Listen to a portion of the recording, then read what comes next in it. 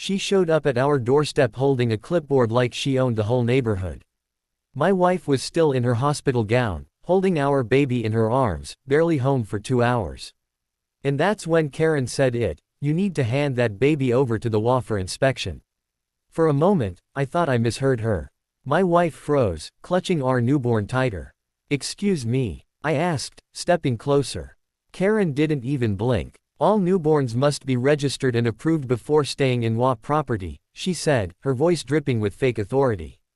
"If you don't comply, I'll call the police for violation of community health rules." I could feel my blood boiling, but I kept calm. She didn't know who she was talking to. I had spent years learning to stay calm under pressure, and she was testing the wrong man.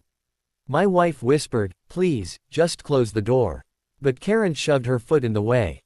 "Don't try to hide anything," she barked. "I already filed a complaint. You people move in and think the rules don't apply to you."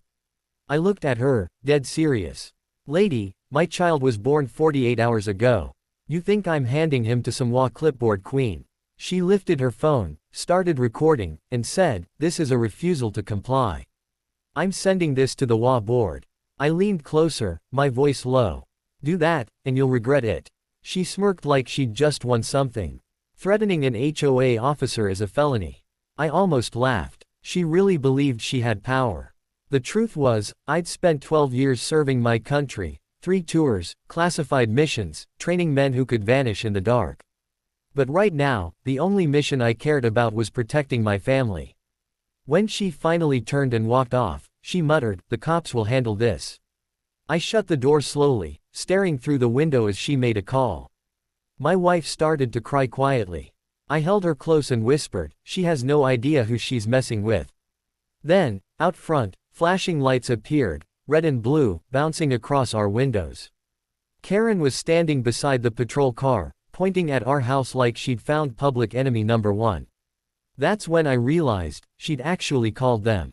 And the cops were walking straight to my door. The knock on the door was sharp and heavy, the kind that makes your chest tighten. My wife gripped my arm, whispering, "Please don't let them take our baby."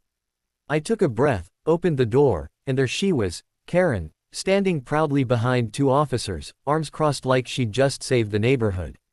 "That's them," she shouted. "They're hiding an unregistered newborn. I want that baby checked immediately." One of the officers, a younger guy, looked confused. "Ma'am, we're not the health department." But Karen cut him off. "It's an HOA matter. They violated community safety laws." She handed him a crumpled paper she'd printed, an HOA newborn verification form.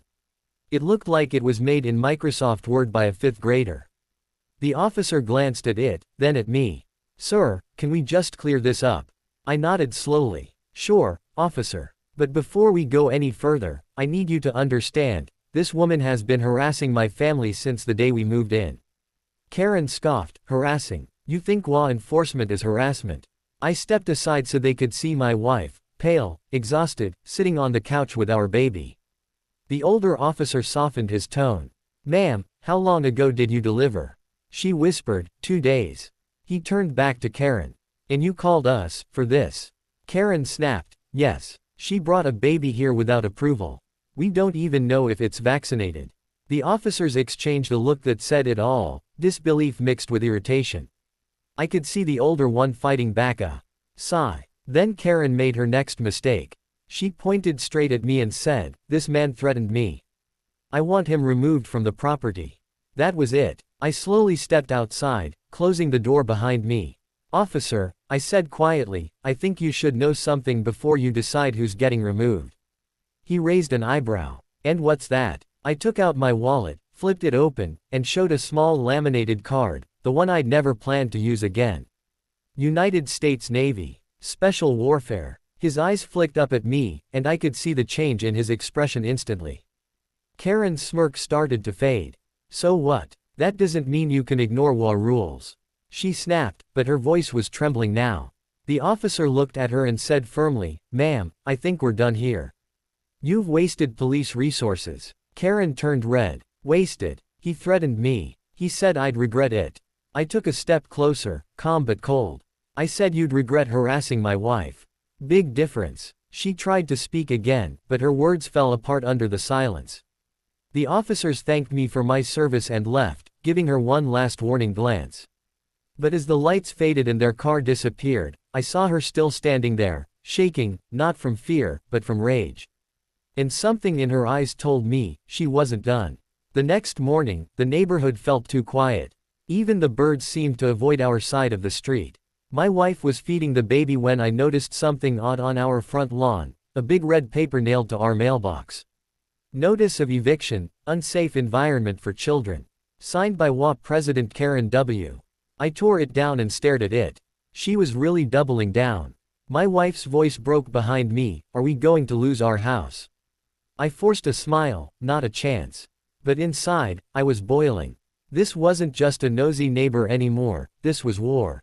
By noon, a tow truck showed up, hooking up my truck without warning. I ran out barefoot. "Hey, what the hell are you doing?" The driver pointed to a clipboard. "Order from HOA, non-compliant vehicle." Karen appeared on her porch, sipping coffee, smiling like it was her victory parade. "Rules are rules," she called out. I walked straight up to her yard line. "You think you can scare me with fake authority?" She didn't blink. "Fake? Oh, sweetheart, you'll see how real it gets when you're living in a motel with that baby." My jaw clenched. I had to stop myself from saying what I wanted to. Instead, I said, "You've made a mistake." She laughed. "No, you did, moving into my community."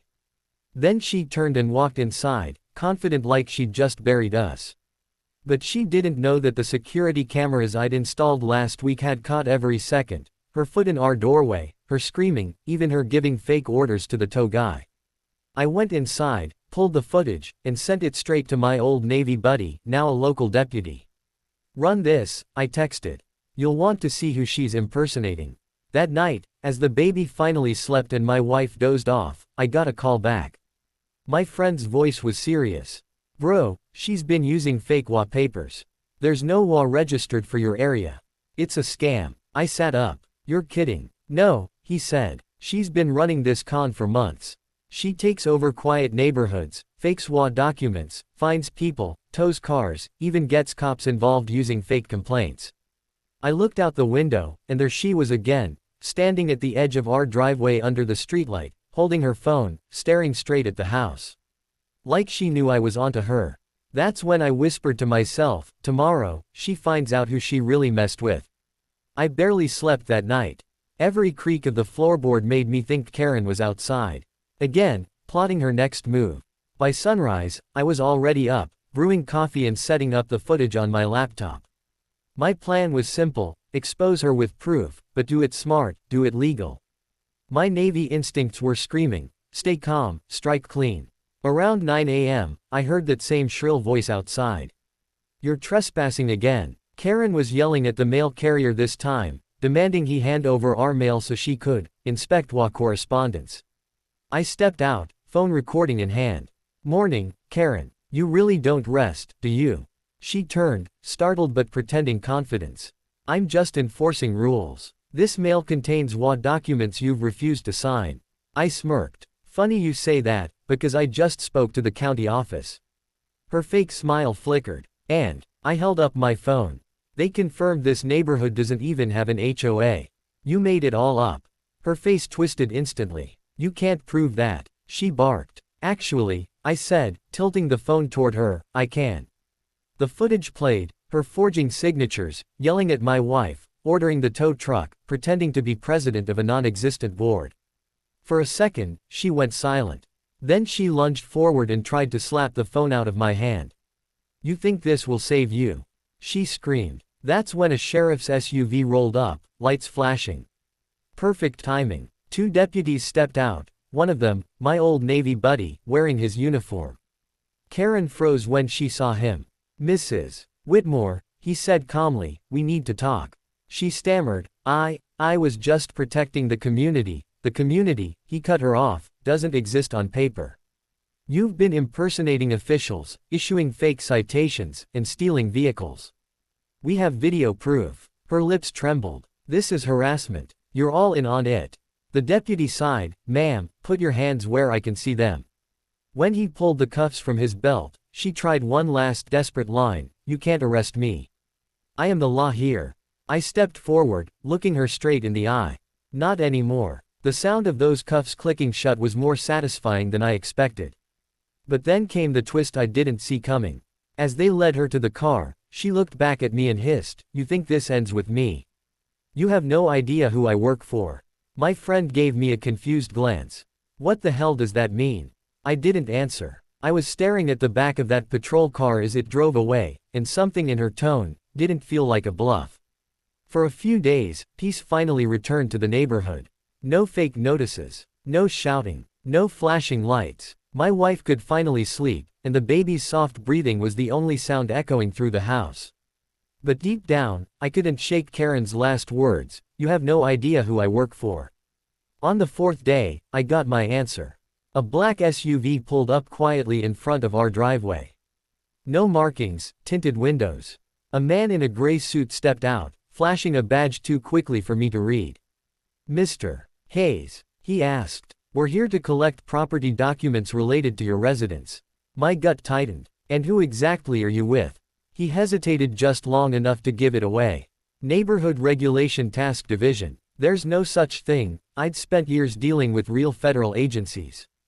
This was another setup. I smiled slowly. "You boys must be new around here." I reached behind the door frame and flipped the hidden switch I'd installed after Karen's stunt. "Cameras activated. Audio recording live. Why don't you tell me again who sent you?" The man's fake smile vanished. "We don't want trouble, Mr. Hayes. Just hand over your papers." I stepped forward, calm but cold. "You're already in trouble." Then, in one smooth motion, I opened my phone, hit send, and within seconds, my friend, the deputy, was on his way with 2 patrol units. The SUV's driver started the engine, panic flashing across his face. The man in the suit glared at me and muttered, "You should have stayed quiet." I smirked. I didn't fight for this country to hide from frauds. Within minutes, sirens wailed in the distance. The SUV peeled out, tires screeching, but not fast enough. The deputies boxed them in 2 blocks down. I walked over calmly, watching as they were pulled out at gunpoint. My buddy gave me a nod. "You were right. Those IDs are fake too. Looks like Karen was part of a bigger con operation, property scams, identity fraud, the whole works."